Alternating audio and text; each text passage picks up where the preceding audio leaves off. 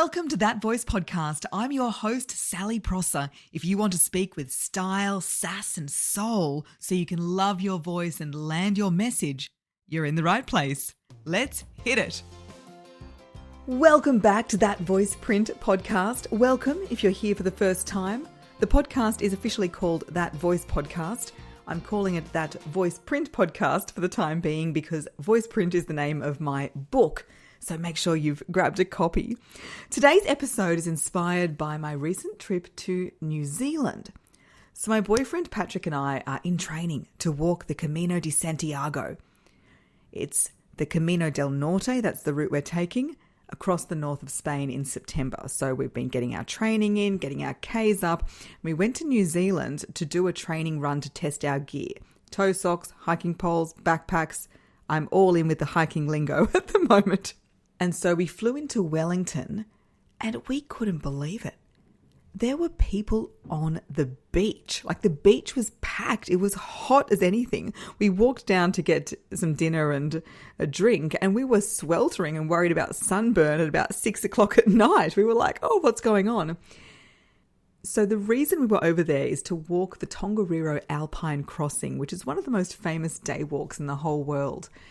And after this beautiful Thursday evening, woke up on the Friday to drive up to Tongariro.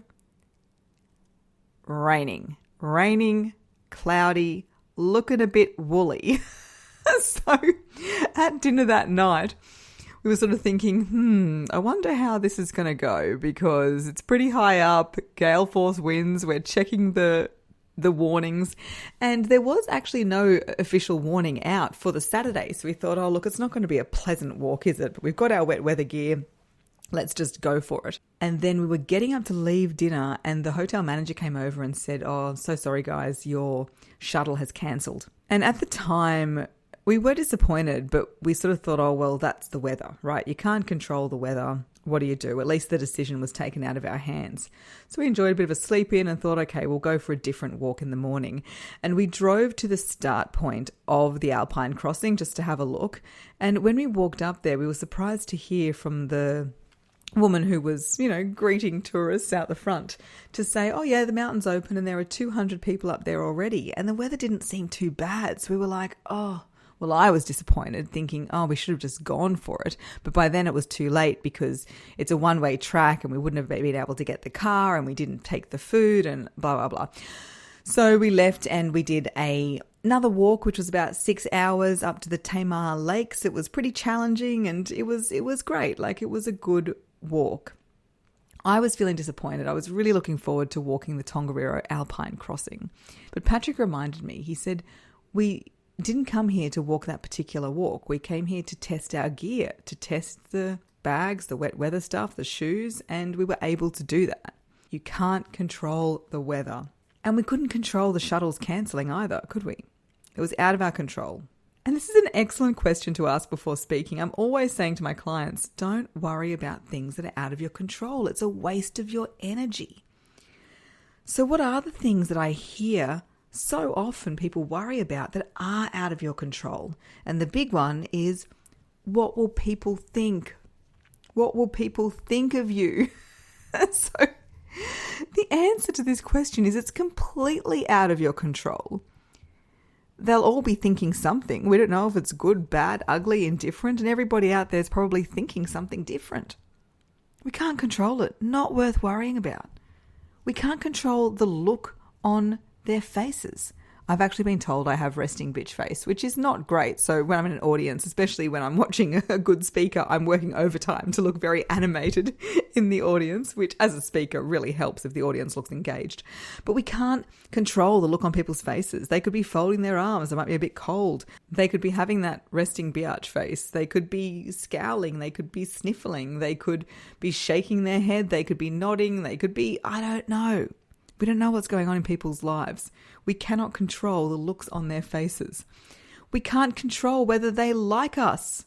So this is one for the people pleasers.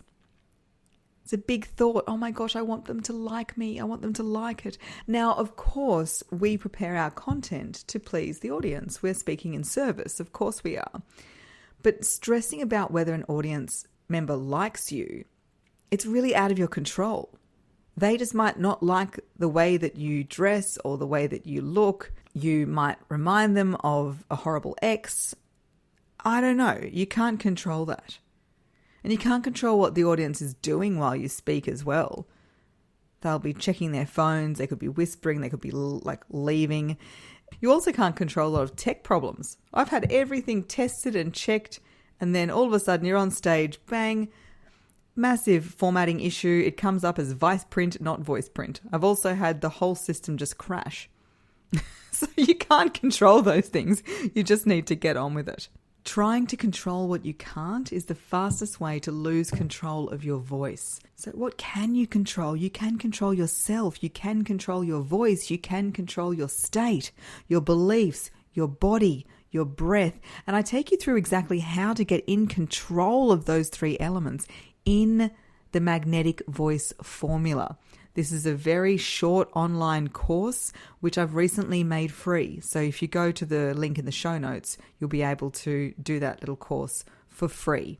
I go through beliefs, body, and breath, the foundations of your voice, the foundations of preparing yourself, preparing what you can control. Curveballs will come. I've got an episode about how to catch curveballs with confidence. That's why we prepare in the masculine and deliver in the feminine. We have to be able to flow and adapt because it will never go exactly as we planned. Might go better. And so instead of being disappointed that we didn't get to walk the Tongariro Alpine Crossing, it's a reason to go back. And I bet you we'll get a beautiful blue sky day when we do. It's the same with speaking.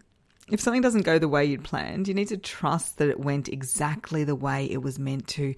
The universe always has your back. Things are always working out for you.